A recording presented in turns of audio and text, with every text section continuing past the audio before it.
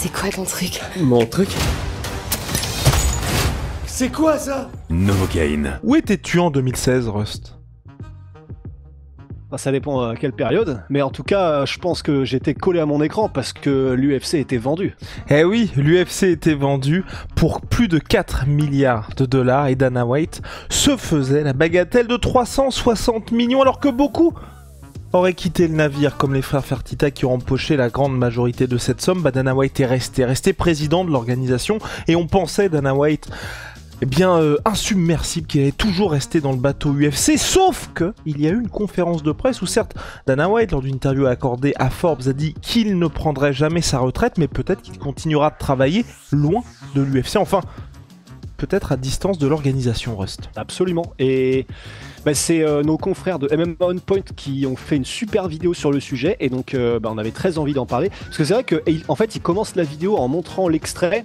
Nous, on ne peut pas, parce qu'avec les copyrights, il nous arriverait des saloperies. Donc on ne peut pas le montrer, mais l'extrait, effectivement, a échappé à tout le monde, et nous aussi, parce que c'était une conférence Power Slap, et je pense que... ouais. Et dans la conférence de presse, donc, il y a un journaliste qui demande verbatim à Dana White, à partir de quel moment est-ce que tu vas commencer à te dire « il faut que je passe le flambeau sur certains de ces trucs, et que je les donne à quelqu'un d'autre ?» Et Dana White avait répondu « c'est ce qu'on va voir cette année. » Et... c'est vrai que je ne sais pas comment ça a pu passer entre les mailles du filet, parce que c'était une petite phrase, c'est vrai, mais c'est fou et c'est pas si déconnant, on va le voir. Avec Winamax, ton premier dépôt est doublé jusqu'à 100 € en pari gratuit. Dépose 100 €, 100 € en pari gratuit, plus 10 € avec le code la sueur 10, 210 € pour parier. Attention, les jeux d'argent sont interdits aux mineurs. Jouer n'est pas une alternative au travail et ne permet pas de s'enrichir, donc jouez de manière responsable. Et si Dana White partait de l'UFC, quand on regarde tous les projets de l'organisation, le fait qu'il y ait pas mal d'expansion en dehors des sports, le fait que l'UFC la cherche un nouveau deal particulièrement lucratif en termes de diffuseurs, et puis avec la montée en puissance d'un certain Hunter Campbell dont on vous parle de plus en plus, et vous, si vous êtes fan hardcore, de plus en plus vous voyez son nom circuler, c'est vrai qu'on se dit que le rôle de Dana White est de moins en moins important et qu'on est plutôt aujourd'hui, c'est vrai, sur un ambassadeur de luxe en la personne de Dana White que de quelqu'un qui a vraiment les mains dans le cambouis au quotidien. En fait, on ne sait pas exactement quel est le rôle de Dana White avec l'UFC depuis quelques années, depuis la revente, mais particulièrement depuis quelques années, puisque depuis quelques années, il a tous ses projets en même temps. Parce que c'est vrai que, en fait, déjà, si on fait des mathématiques simples dans une journée de 24 heures, comment est-ce que c'est possible, mais c'est valable pour tous les mecs qui sont des CEO au plus haut niveau, enfin des directeurs, des PDG, des machins, mais t'as le Power Slap dont tu es théoriquement le gars qui donne les directions et qui gère le navire. T'as l'UFC dont tu es visiblement un des gars qui donne les directions et gère le navire.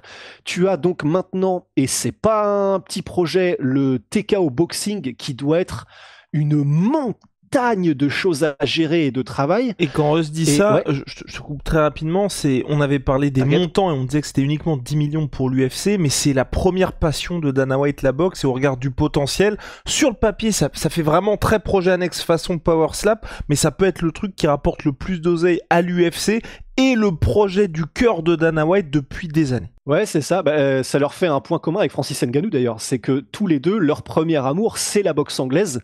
Et c'est simplement qu'il y a le MMA qui est passé par là. Et comment ne pas se passionner pour le MMA, je vous le demande. On le sait tous. Hein.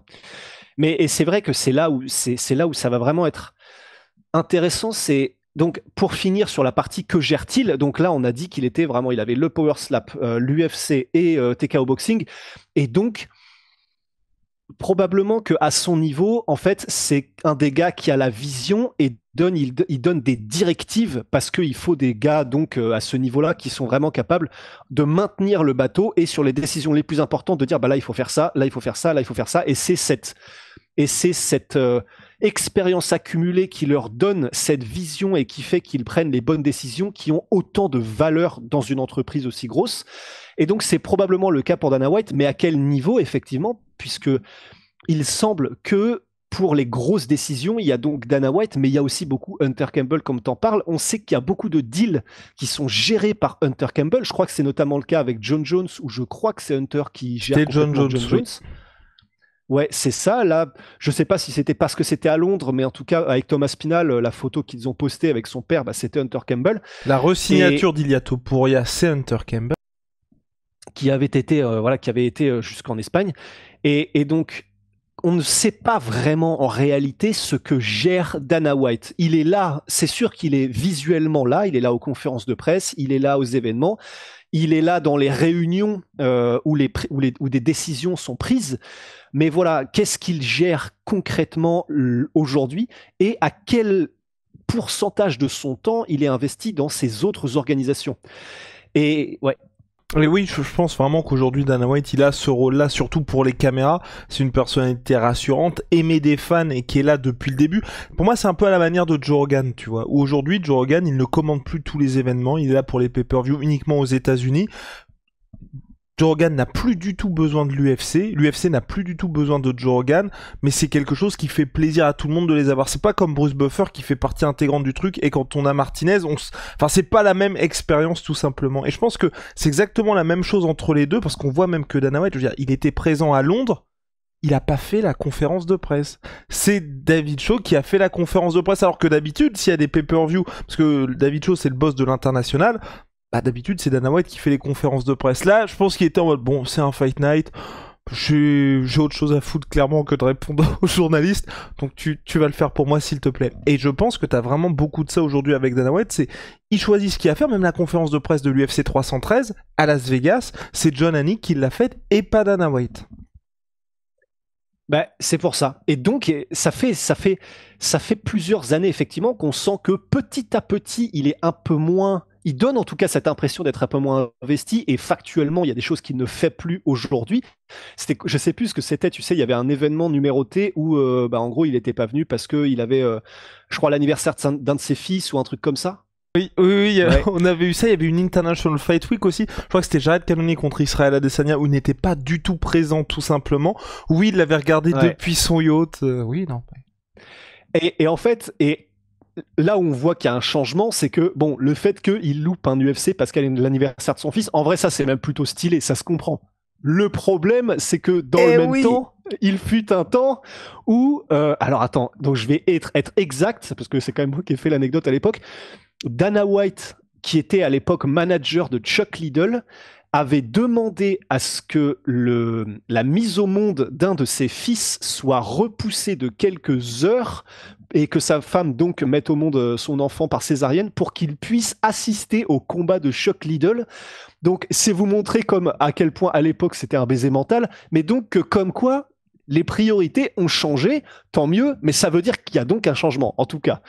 Et c'est vrai que on le voit de moins en moins, on le sent un peu moins investi, et MMA On Point faisait cette théorie et proposait cette hypothèse comme quoi en fait c'était un peu Dana White, c'est un gars qui aime bien développer les business et avoir des challenges à surmonter en termes de développement de business, mais que là en fait l'UFC, une fois que le deal probablement Netflix sera passé, enfin on espère presque, et qui visiblement c'est un deal qu'ils veulent sur 10 ans, le board de l'UFC, c'est vrai qu'en fait une fois que ça c'est fait, là déjà l'UFC c'est difficile de le faire grossir beaucoup plus.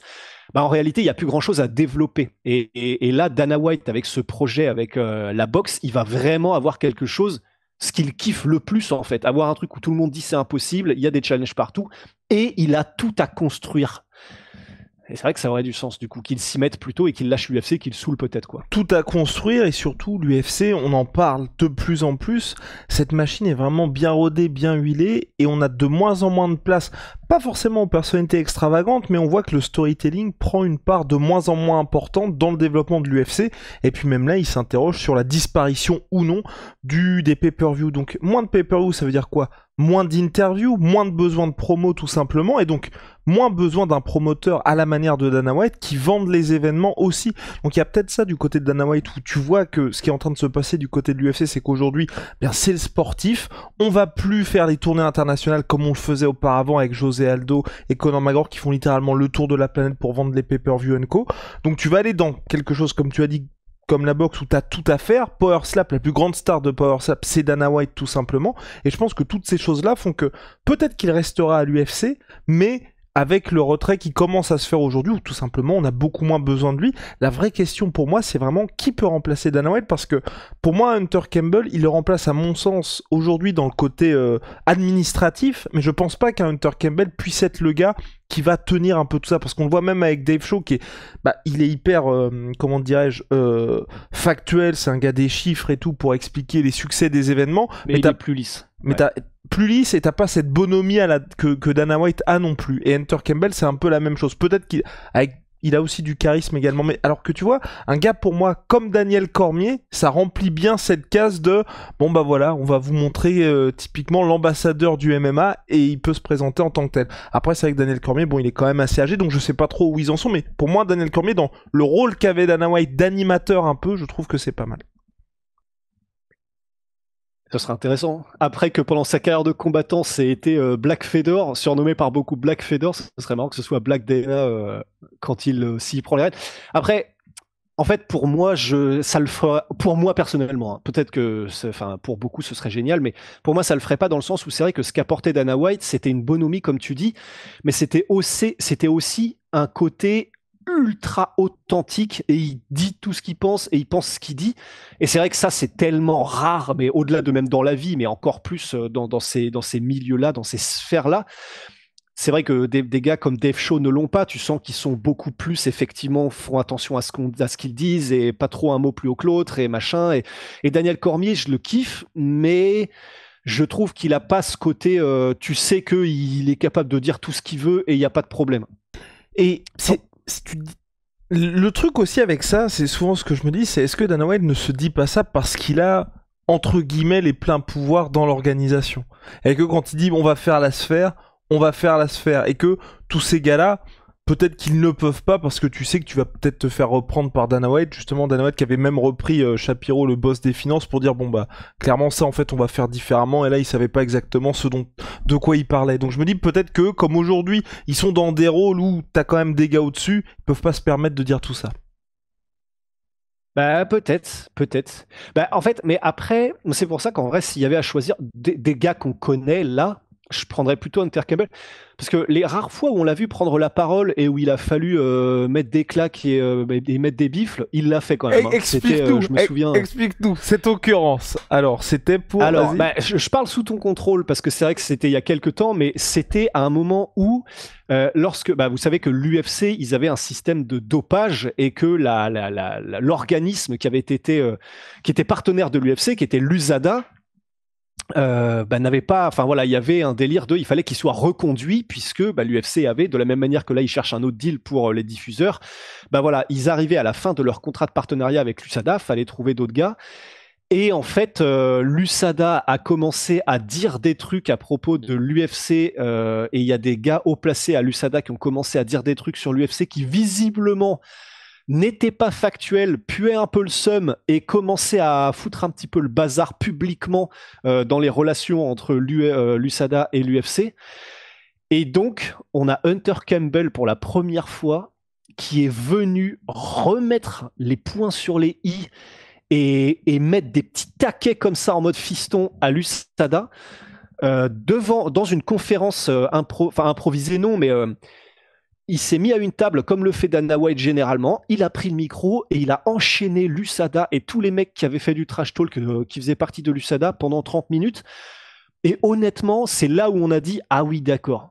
Parce qu'effectivement, il n'a pas ce côté, il est capable de crier pour dire « en conférence de presse, avec des expressions faciales de fou et des punchlines et des machins.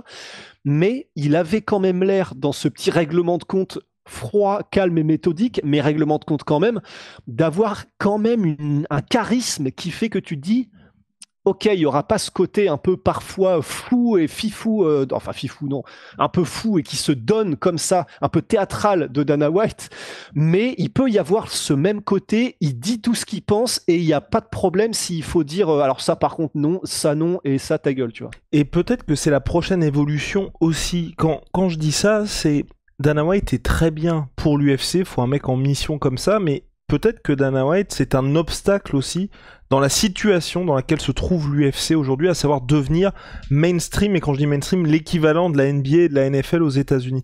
Parce que Dana White, oui, très divertissant, mais également très polarisant. Et c'est vrai que quand tu veux devenir un top 3 des sports aux États-Unis, que ce soit par son soutien, par ses soutiens politiques, que ce soit par ses prises de position, bah un mec comme Dana White, forcément, quand t'es diffusé sur Disney ou sur Netflix, tu te dis, il y a forcément des gens qui vont avoir un biais négatif ou positif vis-à-vis de l'organisation parce qu'il y a Dana White. Alors qu'un mec comme Hunter Campbell, certes plus lisse, donc on va moins s'enflammer, les conférences de presse vont faire moins de chiffres, il va beaucoup moins de vendre les combattants et peut-être moins les bastosser quand il y a des performances qui sont pas à la hauteur, mais par contre un Hunter Campbell, par rapport à ce qui est habituel, comme on le disait, certes plus lisse, mais il faut quand même mettre les taquets quand il faut les mettre, peut-être que pour cette prochaine étape de l'UFC, à savoir la démocratisation extrême du sport, pour eux qui est une entreprise cotée en bourse, ça a peut-être plus de sens aussi d'avoir un personnage comme ça.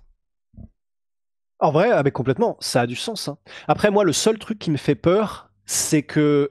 Et c'est marrant parce que tu as vraiment utilisé ce mot au début du podcast, et c'est vraiment, ça m'a fait un déclic, parce que c'est exactement ça. Il était rassurant, Dana White, parce que avoir Dana White là, publiquement et aux manettes, je sais que personnellement, par exemple, tous les délires de wokisme et de machin, il n'y a pas de problème. Il te le disait comme ça, tout de go, Dana White. Toutes ces merdes-là, on n'en veut pas et il n'y aura jamais ça à l'UFC. Liberté d'expression maximale, les potes, il n'y a pas de problème. Et même si c'est juste purement de la surface, de la façade, peut-être, et d'avoir quelqu'un qui le dit et au final derrière ils font ce qu'ils veulent, oui, peut-être, mais le fait d'avoir quelqu'un dont tu sais qu'il a une vraie influence et un vrai pouvoir d'organisation, enfin, c'est un des boss, et qui a ce côté-là.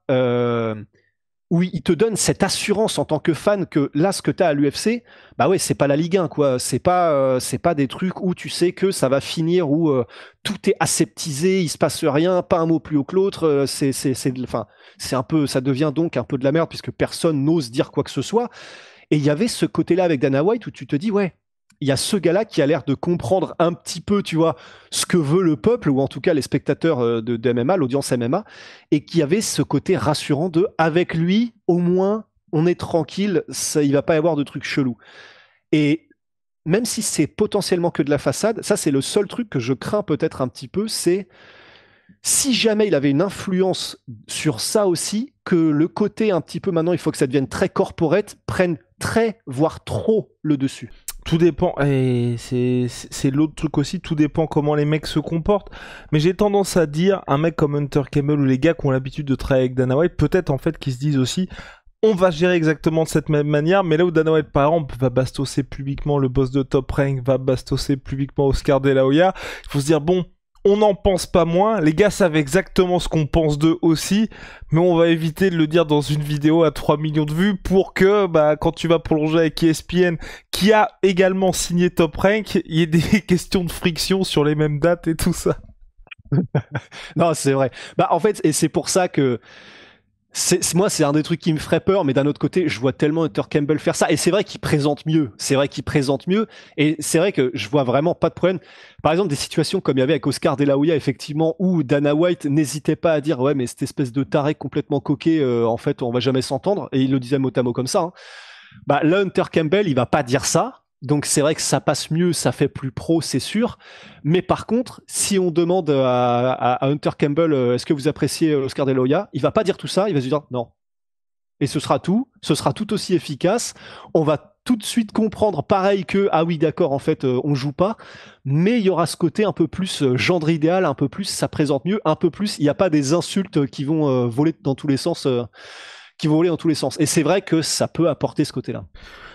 Donc peut-être que et peut-être que vraiment la chose principale, c'est que Dana White va vraiment aller du côté de la boxe, parce qu'on rappelle qu'ils veulent signer plus de 160 athlètes, donc va falloir les vendre, surtout ça va être des jeunes prospects. Aujourd'hui c'est vrai que Dana White, je crois que sa page Instagram a plus de 10 millions de followers, donc t'as vraiment ce travail de promotion de son côté. Il avait lancé le If You Don't Know, Now You Know, qui fonctionne toujours pour faire découvrir les pépites, les Dana White Contender Series, donc c'est vrai que tout ce travail, on va dire, d'éclosion de talent, va falloir qu'il continue de le faire, et qu'il continue également du côté de Power Slap, plus qu'ils font au niveau du JJB, alors que c'est vrai qu'aujourd'hui de l'UFC, vraiment, et c'est ce qu'il avait dit dans l'interview Forbes, enfin, c'est vraiment une affaire qui roule, et à part se dire, c'était pareil pour les UFC à Paris, on était juste triste qu'il n'y ait pas Dana White, mais on est juste, bon, bah, malheureusement il n'est pas là, mais ça n'apportait pas grand-chose au show en lui-même. Ouais, c'est ça, bah, c'est ce que tu disais, c'est que simplement, quand il y a des gars comme ça dont on sait qu'ils font partie du folklore et du lore UFC. Le lore. Bah, c'est vrai que bah vraiment, et c'est vrai que bah, la première fois que j'ai vu Joe Rogan en vrai à un UFC aux States, ça fait quelque chose, tu vois, tu dis putain, je suis dans cette chose qui me paraissait surréaliste jusqu'à maintenant, et ça tient à des personnages, ça tient à des musiques que t'entends, qui sont spécifiques à l'UFC, ça tient à plein de trucs, mais donc effectivement, ça fait une petite partie comme ça du folklore qui font que quand tu as un événement où tout est réuni, tu te dis je vis quelque chose de spécial.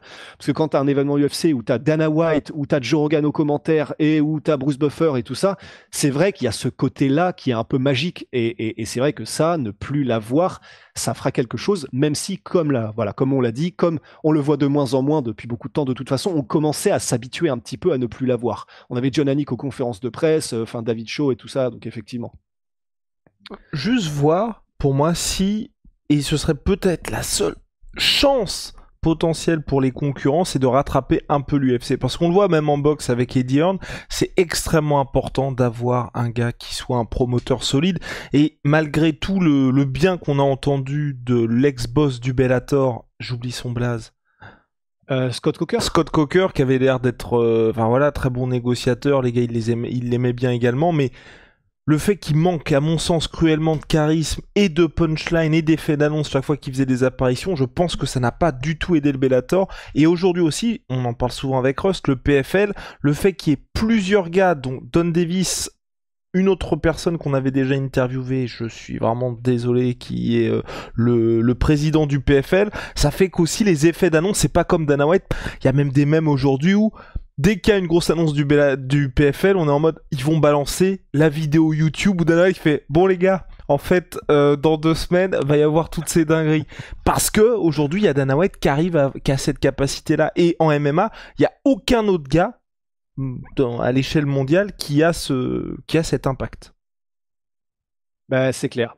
C'est clair. Et c'est vrai que c'est là où on voit la puissance quand même d'un promoteur qui a cette puissance-là, c'est que c'est vrai que Eddie Hearn, je sais que, moi, tu sais, je pense que je suis représentatif de pas mal de gens parce que je suis un peu pas un fan hardcore de boxe anglaise. Je suis un gars qui suit la boxe anglaise quand il y a des gros combats ou quand il y a des Français ou des choses comme ça, mais je suis pas hyper fan. Et pourtant, je sais que moi, de là où je me tiens, bah ça m'intéresse plus et je me régale plus quand je vois une miniature d'une interview d'Eddie Hearn. Ça me donne envie de cliquer et généralement je le fais. Et pour moi, donc, qui suis dans cette situation de fan occasionnel de boxe anglaise, bah, quand il y a des combats avec des mecs que je ne connais pas mais que je vois Eddie Hearn, bah, généralement je regarde parce que je sais que il va se passer des choses. Eddie Hearn, il parle bien et il punchline et il est charismatique comme tu le disais, et donc tu as envie de regarder ça parce qu'on est humain, parce que ça nous inspire. Et ben ouais, ça fait la diff, et donc ça doit être le cas pour beaucoup de gens aussi avec des gars comme Dana White, et ça, Daniel Cormier peut-être, Hunter Campbell peut-être, mais effectivement, il a ce côté-là que très peu ont, quoi. Et donc Peter Murray, qui est le CEO du PFL, j'avais oublié son nom. Et ouais, et franchement, Hunter Campbell, ça pourrait être une sorte d'Eddie Hearn. Ouais, honnêtement, ouais. Est-ce que c'est un rôle qu'il veut? Ça, c'est ce qu'il faut voir, parce que Eddie Hearn, tu sens qu'il kiffe ça quand il est en public. Ouais. Lui-même, il se met à côté de ses combattants, parfois dans les conférences de presse. Il adore ça, et il est trop fort à ça. À voir si, parce que c'est des questions de personnalité aussi, et de est-ce qu'ils le veulent, à voir si Hunter Campbell veut ça, mais si petit à petit il commençait à le faire, c'est juste que là on voit pas du tout de petit à petit de la part d'Hunter Campbell, hein. Il n'y a pas il commence à faire des trucs par-ci par-là, non, on le voit avec les fighters, on l'a vu une fois faire le truc avec l'USADA pour mettre un coup de bazooka, et c'était tout. Et il y a eu aussi quand même le documentaire UFC qui pour moi montre quand même quelque chose, parce que Dana White a dit on l'a fait une fois, et ce qui est vraiment passionnant, il est sur l'UFC Fight Pass également, où c'est les coulisses de ce qui se passe dans la machine UFC, et tu vois, Dana White il avait dit on va pas le refaire parce que c'est vrai que pour les équipes, ils ont vraiment eu full access sur tout ce qui se passait. L'UFC était producteur également du documentaire, mais que Dana White, tu vois, accepte que les gens voient l'importance d'Hunter Campbell, pour moi c'est pas anodin non plus, parce que on le voit vraiment, c'est Hunter qui est dans la bagnole à Albuquerque et qui finalise le deal de retour de John Jones contre Cyril Gane. C'est Hunter qui calme Merab Dvalishvili après s'être battu une nouvelle fois. C'était le combat Aljamain Sterling contre Sean O'Malley, je crois. Enfin bref, c'est Hunter qui gère tout ça, et donc tu vois vraiment cette importance, et tu vois que Dana White, vraiment, même quand il y a Charles Oliveira qui se blesse juste avant la revanche prévue contre Islam Makhachev, Dana White, il a vraiment ce côté... Oh, putain. Le gars s'est blessé à 2 semaines du combat. On le vend pas du tout comme quelqu'un de sympathique, Dana White. Alors que Hunter Campbell, tu le vois proche des combattants, que c'est lui qui gère tous ces deals-là. Et le fait que Dana White est producteur du truc et ait laissé ça, ça montre aussi, tu vois, qu'il se dit, bon, il est peut-être temps aussi que les gens commencent à se rendre compte de l'importance de Hunter Campbell et que c'est pas juste l'avocat, comme il l'appelle à chaque fois lors des conférences de presse. Bah non, c'est vrai. Petit à petit. Voilà, tout ça pour dire... je vais se tourner... Putain. Ouais, vraiment. Bah, pour le coup, oui, parce que alors là, l'UFC sans Dana White, même si petit à petit on le sentait partir, c'est quand même pas la même, c'est sûr. McDonald a survécu à Ronald. Bon. C'est vrai, cela dit. Rien n'est impossible. Ah putain. Mais heureusement qu'il est plus là, Ronald. Hein, moi, il me faisait flipper. Mais c'est pour ça, je crois qu'ils l'ont. C'est un clown, putain. Je crois que c'est pour ça qu'ils l'ont tège. En partie, je sais pas exactement, mais je crois que c'est parce qu'il y a de plus en plus de gens qui flippent des clowns. Donc, quand t'as un peu ton égérie qui est censé faire kiffer les enfants, tous les gamins, ils se font dessus quand il arrive. Bon. Mais ça a toujours été flippant, les clowns. Hein. Moi, je serais prêt à parier que depuis que les clowns existent, ils ont fait flipper les gens plus qu'ils ne les ont fait rire. Hein. Oh. Moi, en fait, hors spectacle, genre tu vas au cirque et tu vois des clowns, ça c'est génial. Enfin, quand ils sont drôles. Ouais. Dans la vie, voir des mecs qui se déguisent en clowns ou voir des clowns qui sortent d'un van et tout. Ouais, je sais pas. Moi, je trouve ça. Désolé pour tous les clowns qui nous regardent, hein, mais. Non, mais pas dans le sens de notre auditoire, mais dans le sens c'est des gens qui peut-être font ce métier, tu vois. Oui, bah j'ai bien compris. Mais non, mais parce que en fait, je pense que c'est tout simplement c'est évolutif, quoi. Je pense que ça met mal à l'aise dans une situation de entre guillemets de la vie réelle où tu as quelqu'un devant toi qui n'est pas lui-même. Il a un masque, il a du maquillage, tu sais pas ce qu'il est, ce qu'il pense, qui il est vraiment derrière. Je pense que ça c'est con, mais ça nous met mal à l'aise. Hein. Voilà. Donc tu penses... D'ailleurs, je ne vous conseille pas... Ouais, pardon. Vas-y. Non, mais j'en ai regardé pas mal, en plus des films d'horreur avec les clowns. Hein. Mais bon, bref, pardon. Et donc c'est quoi que tu conseilles pas? Bah voilà, Terrifier, le premier était pas mal, il était très intéressant parce que c'était un projet un peu indépendant, voilà, avec un clown et qui était un peu gore mais qui était assez cool, qui faisait flipper. Mais les deux autres, c'est devenu ultra gore et j'y suis pas arrivé. Mais par contre, il y a, je crois, The Clown, tout simplement. Je crois que c'est produit par Eli Roth, qui était pas mal, qui était intéressant. Voilà. Ouais, oui. Et puis t'as aussi cette question de se cacher derrière le maquillage, comme je disais. Mais c'est vrai. Non, mais parce que là, après, c'est du maquillage complet, tu vois, c'est tout le visage. Moi, ça me met mal à l'aise quand quelqu'un se maquille tout le visage. Je sais pas, on voit plus bien ses expressions, ça modifie, c'est très. Bah oui, c'est ça. Bah. Moindre revers funeste, le masque tombe, l'homme reste. On s'évanouit. Pardon. Est-ce qu'on peut savoir ce que tu racontes, s'il te plaît? Pardon. T'as même pas réussi à le dire en plus. Bon allez, non, mais... les gars, wow, je suis en train de devenir rouge. Mais ça vient d'où ce que tu viens de dire? Jean-Baptiste Rousseau. Allez. Il était pas au collège avec nous? Peut-être, mais oh non, c'est... Bah, mais ça ressemble beaucoup, mais je te dirai après, le blaze, tu vas être en mode oh putain. Allez, les gars, MyProtein. Terrible les private jokes en plus. MyProtein, les gars. Ouais, c'est pour ça. Heureusement, c'est la fin. Moins 30%, surtout MySweetPea. Avec le code la sueur. Oli Moly, révolution dans les boissons énergisantes, thé glacé, boissons de réhydratation, milkshake, dosettes individuelles ou les gros paquets. Regardez-le, Lil Hank est de retour, code la sueur 5, moins 5 €. Si vous avez déjà commandé chez eux, code la sueur 10, moins 10%. On se retrouve très vite. Bye.